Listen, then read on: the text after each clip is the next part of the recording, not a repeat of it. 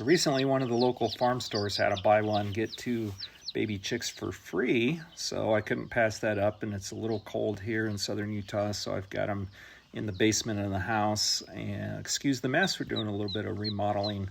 But this chick had some significant pasty butt, and so I figured I'd film a little video to show everyone how I address this.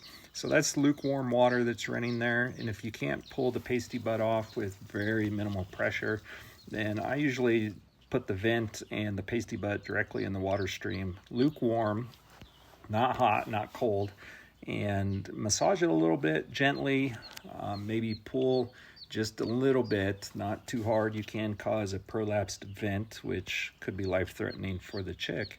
And leaving pasty butt untreated could also be life-threatening for the chick. So check your baby chicks frequently, multiple times a day, and try and get that pasty butt resolved as soon as you notice it. With this little guy, hopefully girl, it took a little while to get the pasty butt to loosen up enough to rinse it off.